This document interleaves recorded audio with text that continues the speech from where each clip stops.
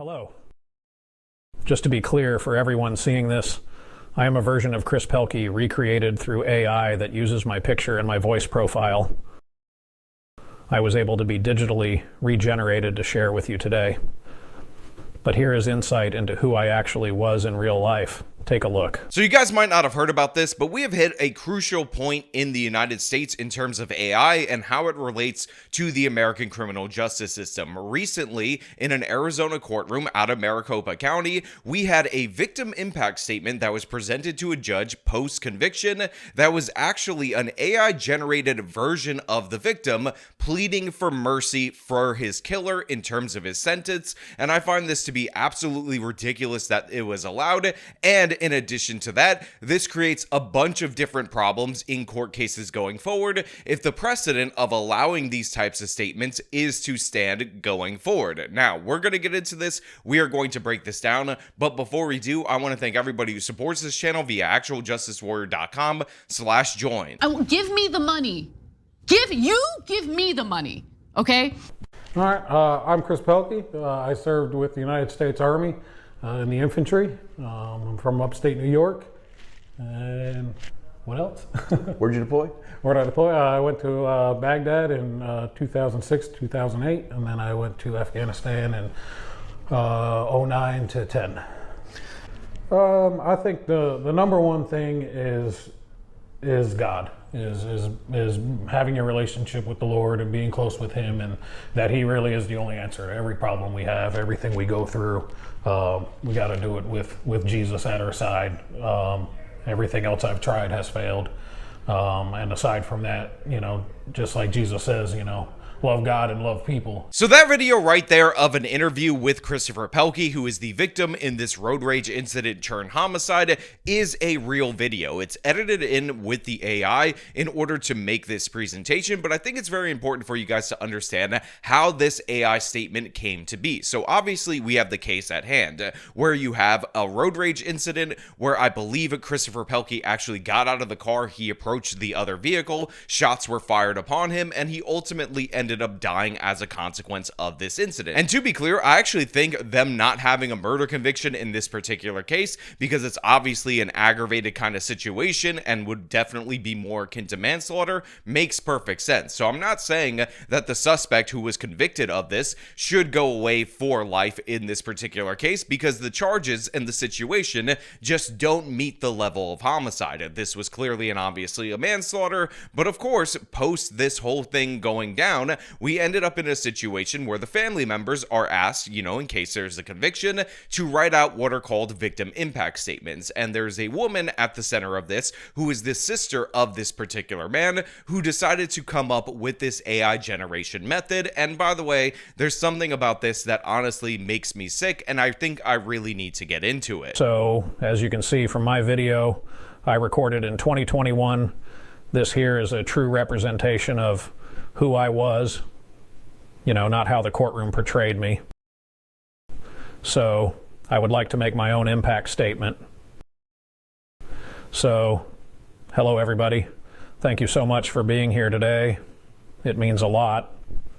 I can't tell you how humbled I am for those that spoke up for me, everyone who flew in, took off work, those who are watching this remotely, and for everyone who has supported my family and loved ones through 3.5 years and 2 trials.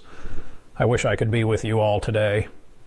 To your honor, Judge Lang, thank you for making yourself available to see this case to the end. We go to the CNN article and it says, Stacey Wales spent 2 years working on a victim impact statement she planned to give to the court after her brother was shot to death in 2021 in a road rage incident. But even after all that time, Wales felt her statement wouldn't be enough to capture her brother, Christopher Pelkey's humanity, and what he would have wanted to say. So Wales decided to let Pelkey give the statement himself with the help of artificial intelligence. That's when she and her husband created an AI-generated video of Pelkey to play during his killer sentencing hearing earlier this month that read in a recreation in Pelkey's own voice, a script that Wales wrote. in the AI version, Pelkey expressed forgiveness for the shooter, something Wales said she knew her brother would have done, but she wasn't ready to do herself just yet. Okay, so we have the sister of the victim in this particular case, and she is insistent on the fact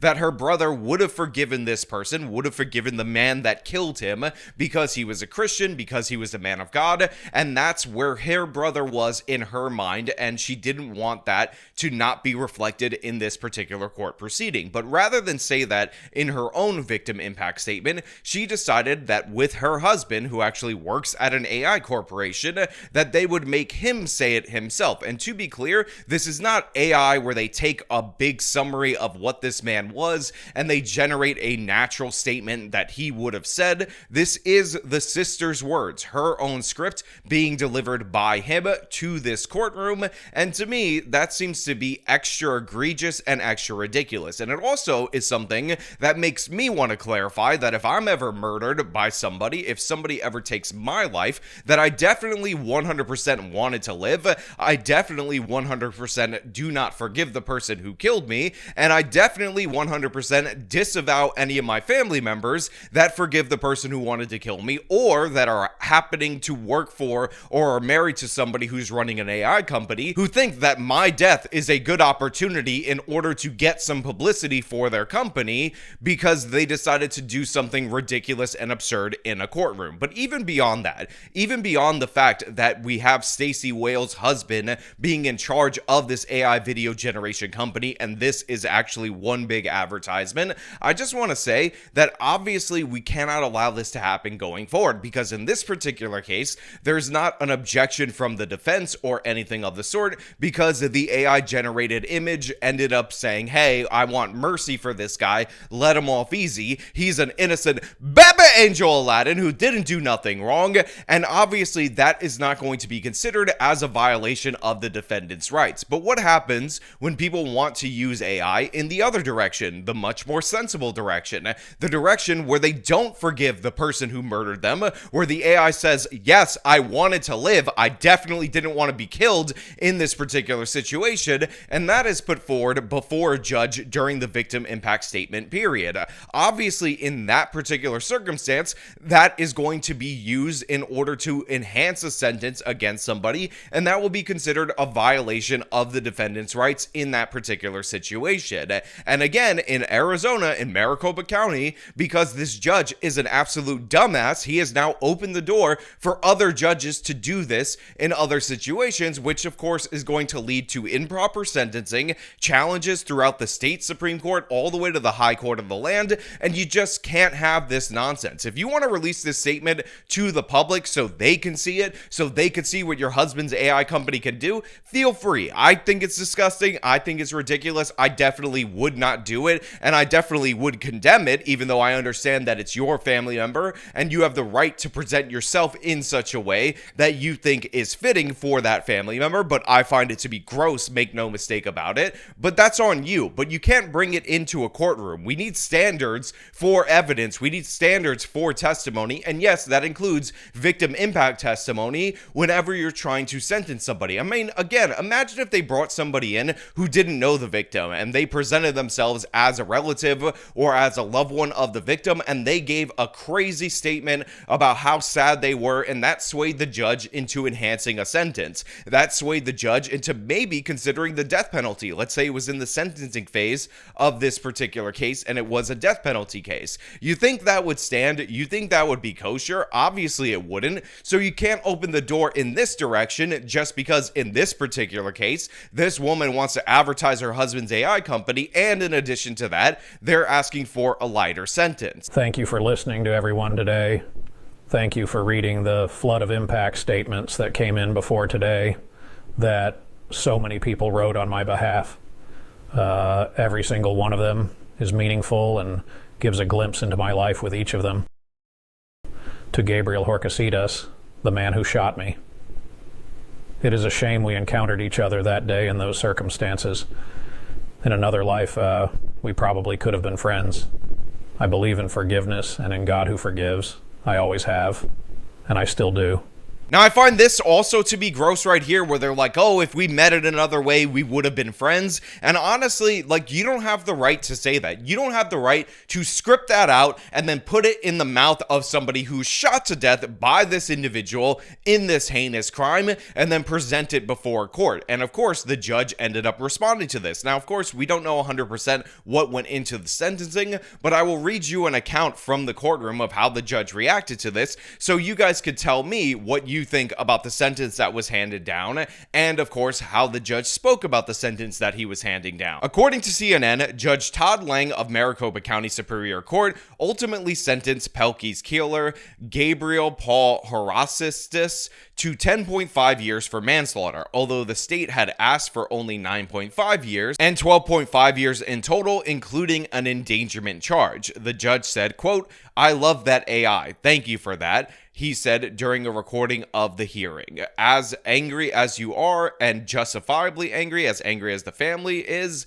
I heard forgiveness." So as I just read to you right there, the judge was asked to give a 9.5-year sentence for the manslaughter charge and 3 additional years for the reckless endangerment, totaling up to 12.5 years. And I say up to because we all understand you only have to serve about half to 2/3 of your sentence, depending on the state that you are convicted. But he ended up deciding to go with 10.5 years on the manslaughter charge, which is 1 year more than the prosecution asked for that charge, but it's actually 2 years less than they asked for in total. And I guess he sentenced the endangerment charge concurrently, and that's how he arrived on that time. And if we're being perfectly honest, it does not appear that this victim impact statement really did all that much to lessen this particular sentence, but the fact is, the precedent is set in this particular case, and going forward, we could have an example where, yes, in fact, a sentence is reduced due to the fact that you have a family member that obviously is soft on crime ideologically and has decided to put those words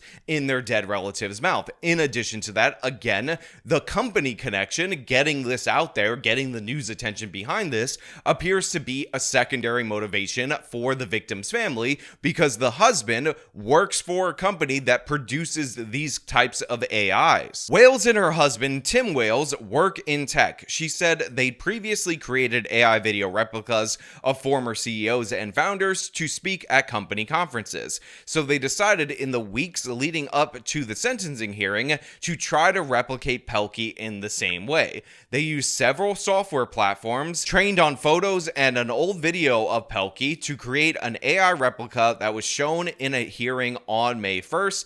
And on the day of the sentencing hearing, Wales called her lawyer, Jessica Gattuso, to get her blessing for the plan. Quote, "I was concerned, thought we would get an objection or some kind of pushback. I did what research I could, but I couldn't find anything because I've never heard of this being done," Gattuso told CNN, adding that she ultimately relied on an Arizona law that gives victims discretion in how to deliver their impact statement.